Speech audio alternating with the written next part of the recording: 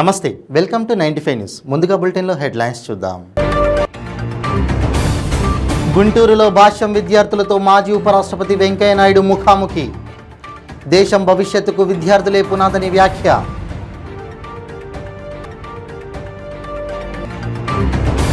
Tadipatri municipal chairman జేసీ ప్రభాకర్ రెడ్డిపై MLA Kethireddy Peddareddy సంచలన వ్యాఖ్యలు. జేసీకి మతి స్థిమితం లేదని విమర్శ.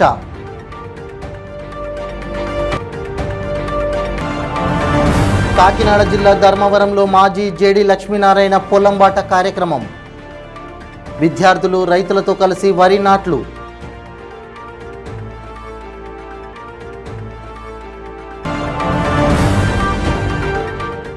ప్రతి పేదవాని ఇంటి నిర్మాణ కలను నిజం చేస్తామన్న మంత్రి కాకాని గోవర్ధన్ రెడ్డి. మనుబోలులో 15,000 ఆర్థిక సహాయం పంపిణీ. ఇక ఇప్పుడు బులెటిన్లో డీటెయిల్స్ చూద్దాం. భాష్యం విద్యా సంస్థల్లో చదువుతున్న ఇన్ని వేల మంది విద్యార్థులను చూస్తుంటే చాలా ఆనందంగా ఉందని మాజీ ఉపరాష్ట్రపతి వెంకయ్యనాయుడు అన్నారు. గుంటూరులో భాష్యం విద్యార్థులతో ముఖాముఖి కార్యక్రమంలో ఆయన పాల్గొన్నారు. పదవి విరమణ చేసిన దేశం మొత్తం తిరుగుతున్నానని అన్నారు. దేశం భవిష్యత్తుకు విద్యార్థులే పునాదులని, పిల్లలందరూ మాతృభాషలో మాట్లాడాలని పిలుపునిచ్చారు. మాతృభాషను జన్మనిచ్చిన తల్లిదండ్రులను, భవిష్యత్తు ఇచ్చిన గురువులను ఎప్పుడూ మర్చిపోకూడదన్నారు.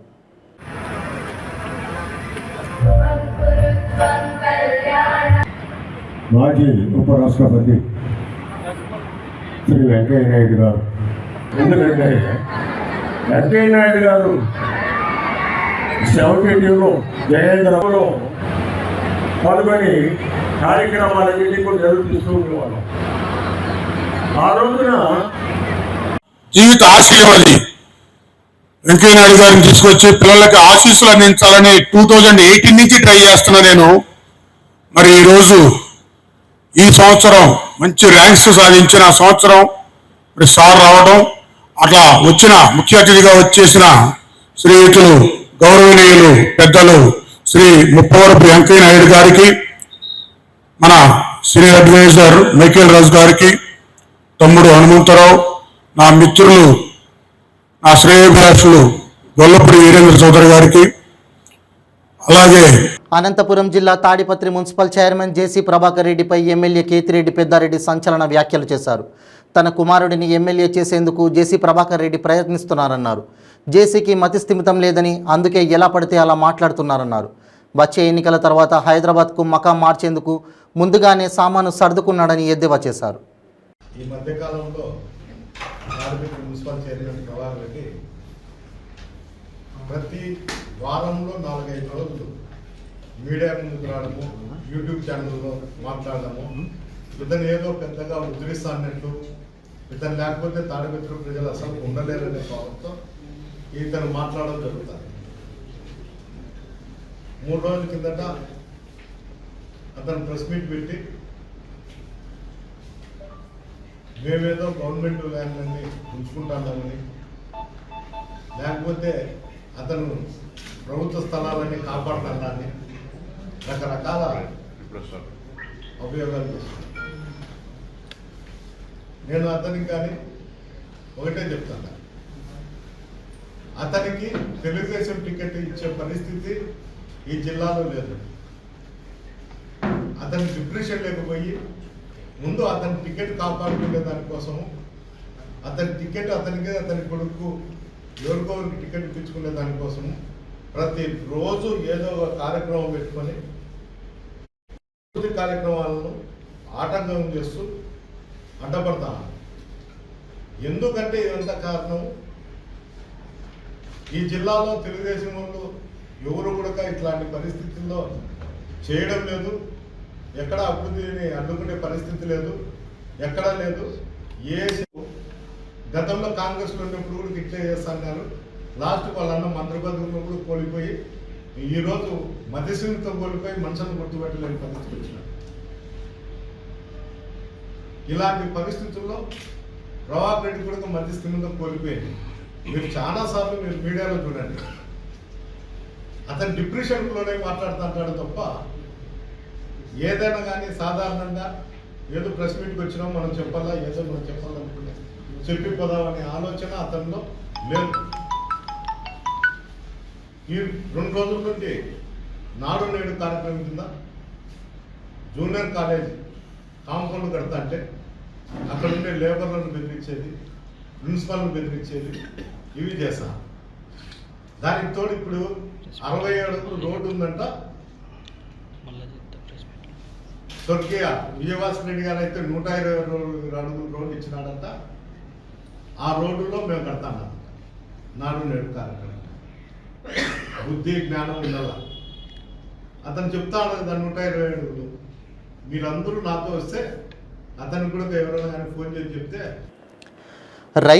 రైతు కుటుంబాలు గర్వంగా తల ఎత్తుకొని తిరిగే రోజులు రావాలని సిబిఐ మాజీ జేడీవీవీ లక్ష్మీనారాయణ అన్నారు. కాకినాడ జిల్లా ప్రతిపాడు మండలం ధర్మవరంలో ఆయన కౌలుకు తీసుకున్న 12 ఎకరాల వ్యవసాయ క్షేత్రంలో పొలం బాట కార్యక్రమం నిర్వహించారు. ఈ సందర్భంగా ఆయన చేతుల మీదుగా విద్యార్థులు రైతులతో కలిసి వరి నాట్లు నాటారు. ఈ ప్రాంతంలో ఉన్న ఉత్తమ రైతులని ఈ సందర్భంగా పూలమాలలతో శాలువలతో ఘనంగా సన్మానించారు. అనంతరం ఆయన దివిలి సాధన పబ్లిక్ స్కూల్, వైజాగ్ సిద్ధార్థ కళాశాల విద్యార్థులు మరియు రైతులను ఉద్దేశించి మాట్లాడుతూ సేంద్రియ వ్యవసాయం పట్ల ప్రతి ఒక్కరూ అవగాహన పెంపొందించుకోవాలని అన్నారు. సేంద్రియ పద్ధతులలో పండించిన ఆహారాన్ని తీసుకోవడం వల్ల ఆరోగ్యానికి ఎటువంటి హాని జరగదన్నారు. బాట కార్యక్రమంలో 3వ సంవత్సరం మన ధర్మవరం గ్రామంలో ఇక్కడ లీజుకు చేస్తున్న వ్యవసాయాన్ని ఈరోజు వరి నాట్లతో మొదలుపెట్టాం. తర్వాత ఆకుమళ్ళు వేసుకున్నాం. ఈరోజు నాట్లు ముఖ్యంగా ఈసారి పిల్లలను, స్కూల్ పిల్లలు, కాలేజీ పిల్లల్ని కూడా ఈ ప్రక్రియలో భాగస్వాములుగా చేస్తున్నాం. ఎందుకంటే చాలామంది పిల్లలు మనకు బియ్యం ఎక్కడి నుంచి వస్తుందంటే డిపార్ట్మెంటల్ స్టోర్ నుంచి వస్తుంది, పాలు ఎక్కడి నుంచి వస్తాయంటే మిల్క్ సెంటర్ నుంచి వస్తున్నాయి. ఈ విధమైన సమాధానాలు దొరుకుతున్నాయి. కాబట్టి వారికి ప్రత్యక్షమైన నాలెడ్జ్, ప్రాక్టికల్ నాలెడ్జ్ కూడా చాలా అవసరం.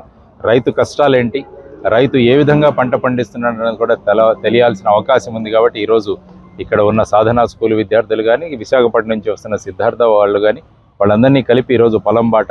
ముఖ్యంగా పిల్లలకు నేను చెప్తున్నది ఏంటంటే, మనకు కావాల్సిన కూరగాయలు మన ఇళ్లలోనే పండించుకోవాలన్న మార్గాన్ని మీరు అనుసరిస్తే చాలా చక్కగా ఉంటుంది. తర్వాత ఈ ప్రాంతంలో 3వ సంవత్సరం కూడా మనం సేంద్రియ వ్యవసాయం, ప్రకృతి వ్యవసాయ పద్ధతుల ద్వారానే ఇక్కడ పండించబోతున్నాం. ఎటువంటి రసాయనిక ఎరువులు, క్రిమి సంహారక మందులు ఉపయోగించకుండా ప్రజల ఆరోగ్యం బాగుండాలన్న ఉద్దేశంతో ఇక్కడ పంటలు పండించడం జరుగుతుంది. ప్రభుత్వాలు ఫుడ్ ప్రాసెసింగ్ యూనిట్స్ కూడా క్లస్టర్స్గా ఏర్పాటు చేసి అభివృద్ధి చెందించాలని మేము కోరుతున్నాం. తర్వాత ఫుడ్ ప్రాసెసింగ్, తర్వాత లోకల్ వాల్యూ అడిషను, ఆ తర్వాత కోతుల బెడద గురించి కూడా ఇక్కడ చాలామంది రైతులు ఆందోళన వ్యక్తం చేశారు.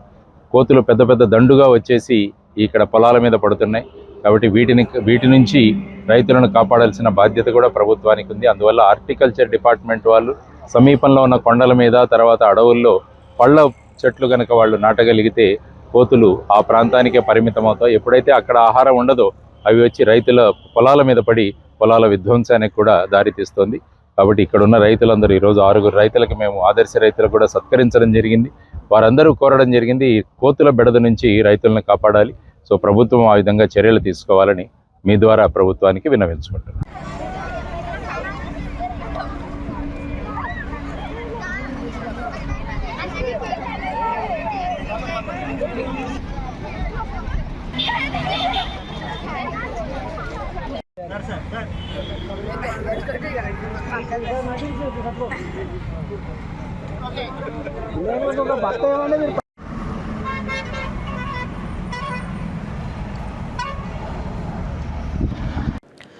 నెల్లూరు జిల్లా సర్వేపల్లి నియోజకవర్గంలోని ప్రతి పేదవాని ఇంటి నిర్మాణ కలను నిజం చేస్తామని రాష్ట్ర వ్యవసాయ, సహకార, మార్కెటింగ్ అండ్ ఫుడ్ ప్రాసెసింగ్ శాఖ మంత్రి కాకాని గోవర్ధన్ రెడ్డి పేర్కొన్నారు. మనుబోలు మండల పరిషత్ కార్యాలయ ఆవరణలో 423 మంది పేద ఎస్టీ కుటుంబాల ఇంటి నిర్మాణానికి 15,000 ఆర్థిక సహాయం చేసే కార్యక్రమంలో మంత్రి కాకాని పాల్గొన్నారు. ప్రత్యేకంగా ఎస్టీలకి ఏదో ఒకటి చేస్తానే ఉన్నారు. గతంలో అనేక కార్యక్రమాలు ఏర్పాటు చేయడం జరిగింది. గౌరవనీయులైన సార్ని ఈ కార్యక్రమాన్ని ధన్యవాదాలు చెప్పేటట్టు మనం తయారు కావాలని కోరుకుంటున్నాను. ఈ ఇవ్వబోయే వాళ్ళు కూడా మన నాయకుల సహకారంతో నిర్మించుకొని ఇక్కడికి వచ్చినటువంటి మన మండల నాయకులు హౌసింగ్ సంబంధించి కొంత డబ్బుల్ని శాంక్షన్ చేయడం జరిగింది. మీరు అందరూ కొంత ఇంటికి 15,000 రూపాయలని ఇవ్వడం జరుగుతుంది. మీరు ఈ డబ్బులన్నిటి కూడా మాట్లాడాల్సిందిగా కోరుతున్నాను.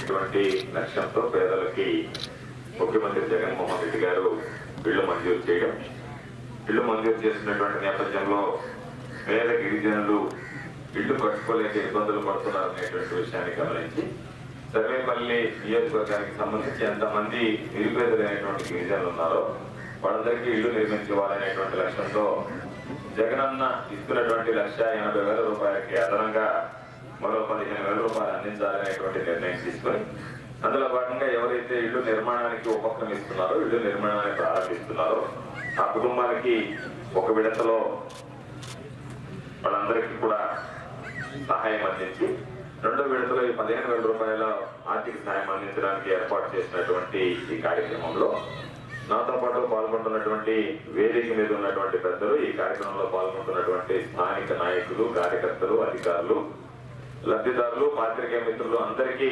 పేరు పేరున చేతులు జోడించి హృదయపూర్వకమైనటువంటి నమస్కారాలు తెలియజేస్తున్నాను. ఈరోజు ప్రత్యేకంగా ఈ రాష్ట్రంలో ఎక్కడా లేనటువంటి విధంగా నిరుపేదలైనటువంటి ప్రతి ఒక్కరికి ఇళ్లు నిర్మించుకోవాలనేటువంటి లక్ష్యంతో 30 లక్షల కుటుంబాలకి రాష్ట్ర ముఖ్యమంత్రి జగన్మోహన్ రెడ్డి గారు ఇళ్లు మంజూరు చేయడం జరిగింది. అయితే పాపం కొంతమంది కట్టుకోగలుగుతున్నారు, కొంతమంది స్తోమత లేక కట్టుకోలేక వెనకబడిపోతున్నారు. ఈ హయాంలో ఈ ప్రభుత్వంలో కనుక కట్టుకోలేకపోతే మరలా వీళ్ళు కట్టుకునే దాంట్లో వెనకబడతారు. ఎందుకంటే 30 లక్షల ఇళ్లు. ఖమ్మం జిల్లా పాలేరు బీఆర్ఎస్ పార్టీ అభ్యర్థిగా కందాల ఉపేందర్ రెడ్డిని ప్రకటించడంతో బీఆర్ఎస్ శ్రేణులు సంబరాలు చేసుకున్నారు.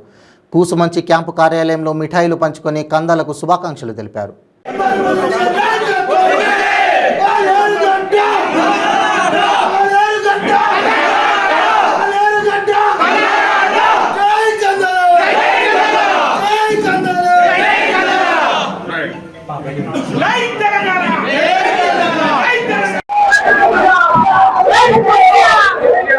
ఒకసారి ఎడిట్ చేసుకోండి, ఎడిట్ చేయొచ్చు కదా.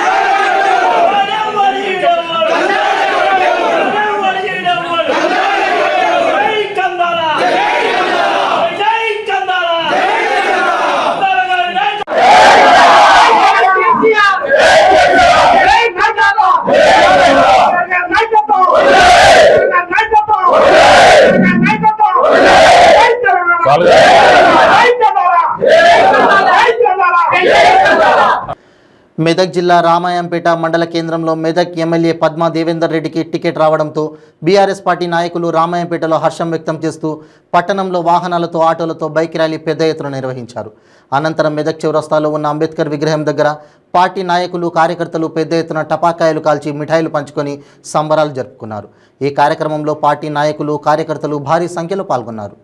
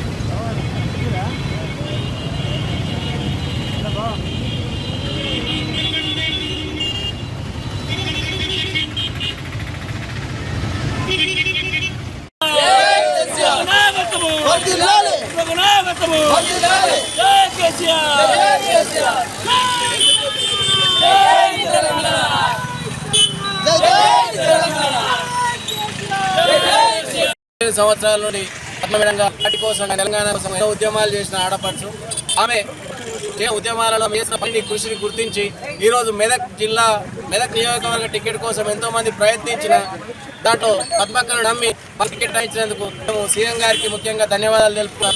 మీరు చూపేట ఈ విమానాన్ని మా పద్మక్కను గెలిపించి మీ ముందుకు తీసుకొస్తామని చెప్పి అత్యంత భారీ మెజారిటీతో మా పద్మక్కను గెలిపించుకొని ఈ నియోజకవర్గంలో ఇంకా ఎన్నో అభివృద్ధి పనులు చేసుకుంటాము. ఇంకా ఈ నియోజకవర్గాన్ని ఇంకా అభివృద్ధి ప్రధానం మేము చేసుకుంటాము. అలాగే ఈ రామాయంపేటలో మేము ప్రభుత్వ డిగ్రీ కళాశాల కూడా మా అక్కతో చేయిస్తాం. ఇది మాత్రము పక్కా మీ అందరి ముందట మేము చెప్పగలుగుతున్నాము. మా పిల్లలకు అందరికీ డిగ్రీ కళాశాల అవసరం ఉంది. మా పద్మా మేడం గారితో మేము మాట్లాడి ఈ డిగ్రీ కళాశాల కోసం రూరల్ మండల పార్టీ ప్రెసిడెంట్గా నేను ఈ హామీని మాత్రం ఈ సమయంలో, ఈ శుభ సమయంలో మేము ఇస్తున్నాము. ఖచ్చితంగా మా అక్కతో డిగ్రీ కాలేజీ అనే కళను నెరవేరుస్తాము. నెరవేర్చి పిల్లలందరికీ విద్యా అవకాశాలు కల్పించే విధంగా మేము తీసుకొస్తామని చెప్పి తెలియజేస్తాం. జై తెలంగాణ.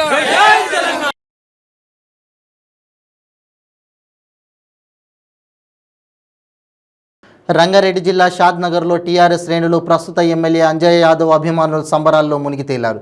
కేసీఆర్ ప్రకటించిన అభ్యర్థుల జాబితాలో షాద్నగర్ ఎమ్మెల్యే అంజయ్ యాదవ్ పేరు ఖరారు కావడంతో టీఆర్ఎస్ కార్యకర్తలు అంజయ్ యాదవ్ అభిమానులు షాద్నగర్ మధ్య కూడలిలో టపాసులు పేల్చి డీజే ఆటపాటలతో సంబరాల్లో మునిగి తేలారు.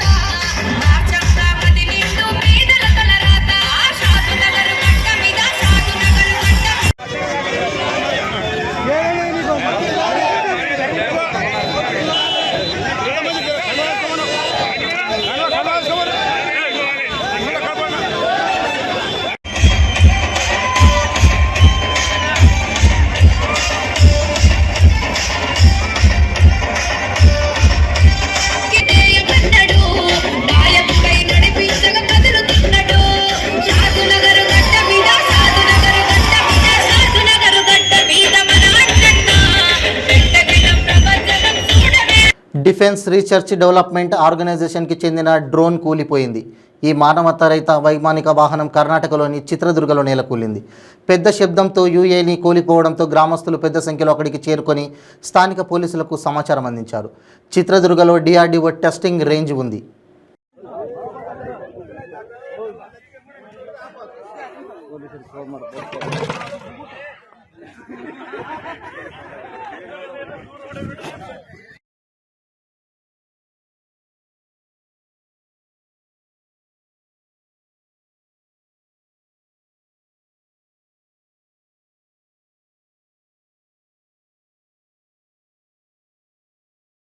ప్రస్తుత ముఖ్యమంత్రి వైఎస్ జగన్మోహన్ రెడ్డి తాను అధికారంలోకి వస్తే సంపూర్ణ మద్య నిషేధం చేస్తానని వాగ్దానం చేసి మహిళల ఓట్లు సాధించి గద్దెనెక్కిన తర్వాత మద్య నిషేధం అమలు చేయలేదని తెలుగుదేశం పార్టీ రాష్ట్ర మహిళా కార్యదర్శి లీలావతి విమర్శించారు. తిరుపతి జిల్లా గూడూరు పట్టణ పరిధిలోని పురిటిపాలెం గ్రామంలో తెలుగుదేశం పార్టీ మహిళా విభాగం ఆధ్వర్యంలో మహాశక్తి కార్యక్రమం నిర్వహించారు.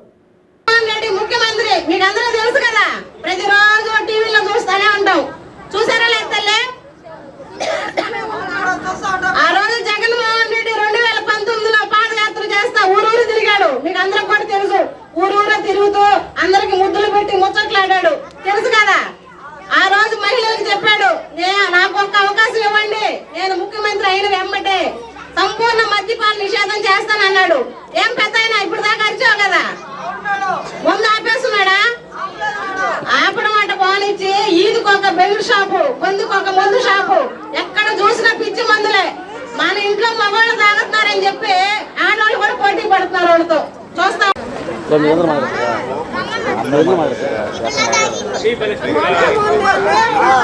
ఎస్టీ వాళ్ళే కదమ్మా ఉండేది. ఏడు చిన్న పిల్లకాయలు చాలా మంది ఉంటారమ్మా. వాళ్ళు పేదవాళ్ళు.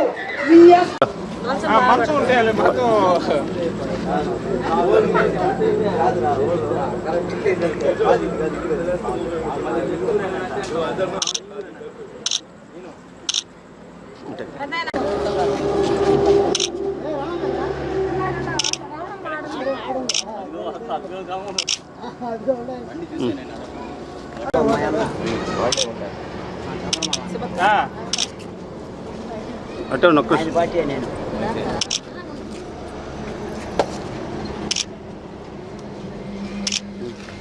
నా ఫోన్ రిపేర్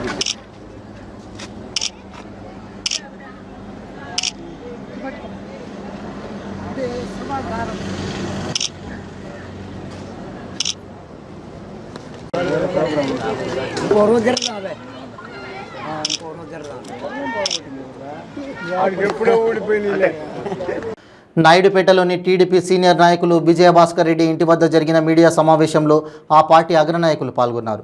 మాజీ ఎమ్మెల్యే కురుగుంట్ల రామకృష్ణపై అక్రమంగా కేసు నమోదు చేయడాన్ని టీడీపీ అగ్రనాయకులు ఖండించారు. జగన్మోహన్ రెడ్డి సలహాదారు సజ్జల కన్ను సన్నలోనే కేసు నమోదు జరిగాయని సూళ్లూరుపేట నియోజకవర్గం ఇన్ఛార్జ్ నిలవల ఆరోపించారు. ప్రజా సమస్యలపై ప్రతిపక్షాలు నిరసన తెలియజేయడం ప్రజాస్వామ్యంలో భాగమని మాజీ మంత్రి పరస వెంకటరత్నం అభిప్రాయపడ్డారు.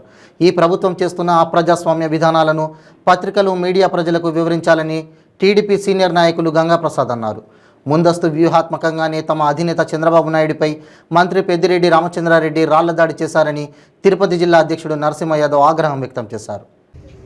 చంద్రబాబు నాయుడు గారు 4వ తారీఖున 4/8/2023 పొంగనూరులో పర్యటిస్తే ఆ రోజు కేసు పెట్టకుండా 8/8/2023 కేసు పెట్టారు.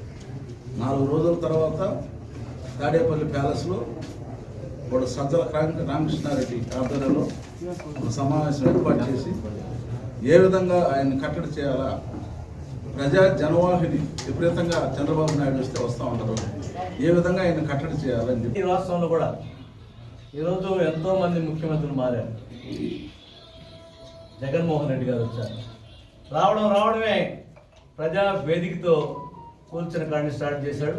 నిన్ననే మా యువ నాయకుడు లోకేష్ గారు ఎక్కడి నుంచి అయితే నువ్వు స్టార్ట్ చేసావో అక్కడి నుంచే నీ యొక్క మరి చరిత్రహీనుడు అయిపోతా ఉన్నావు, ఇక్కడి నుంచే నువ్వు సర్వనాశనం కాబోతా ఉన్నావు అని చెప్పి అక్కడ ఉన్నటువంటి ఆ ప్రజా వేదికని సెల్ ద్వారా మరి చూపించి చెప్పడం జరిగింది.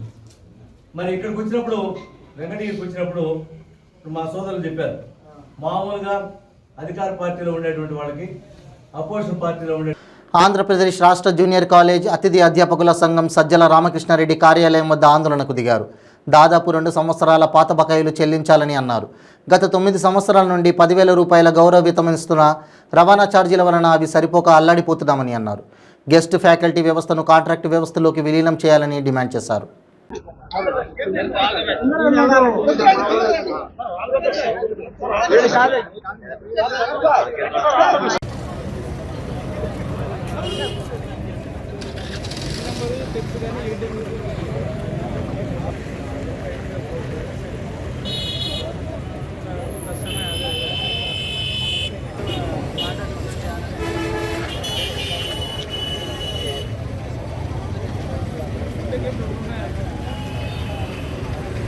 సార్ ఓఎస్డి గారు కాంట్రాక్ట్ లెక్చర్స్ గురించి కాంట్రాక్ట్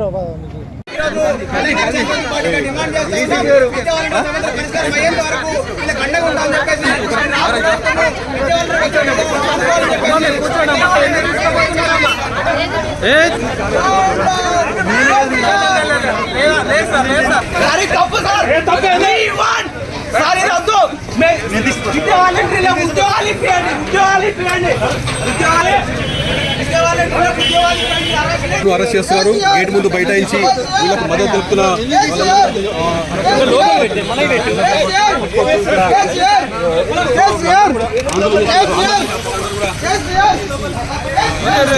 పరిస్థితి చూసుకోవచ్చు. రఘునందన్తో పాటు మిగతా ఈ విద్యావాలంటూ అరెస్ట్ చేసి స్టేషన్ తీసుకున్నారు. సో తమను రిగ్రెట్ చేయకుండా ఇబ్బంది పెడుతున్న పరిస్థితి కనిపిస్తుంది.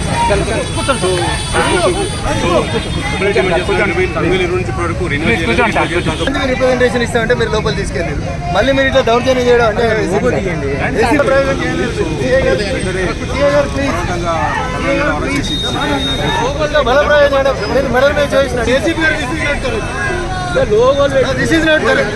ఎందుకు కోఆపరేట్ చేస్తారు? మీరు కోఆపరేట్ చేస్తే మీరు అన్యాయం చేస్తున్నారు. డీసీపీ గారు మీరు భయ్యా ఇక్కడ సైడ్ కొద్దిగా సైడ్ ను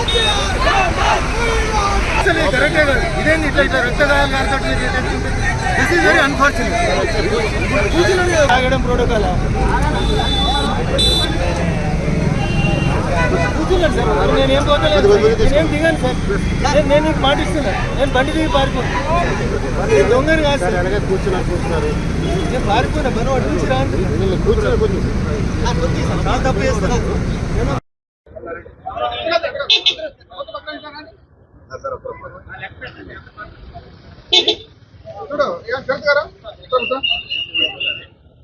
బులెటిన్ ముగించే ముందు హెడ్లైన్స్ మరోసారి.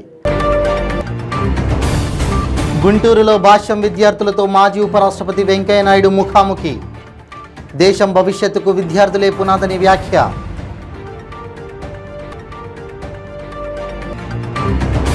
తాడిపత్రి మున్సిపల్ చైర్మన్ జేసీ ప్రభాకర్ రెడ్డిపై ఎమ్మెల్యే కేతిరెడ్డి పెద్దారెడ్డి సంచలన వ్యాఖ్యలు.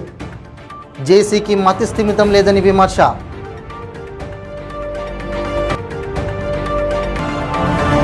కాకినాడ జిల్లా ధర్మవరంలో మాజీ జేడీ లక్ష్మీనారాయణ పొలంబాట కార్యక్రమం. విద్యార్థులు రైతులతో కలిసి వరి నాట్లు.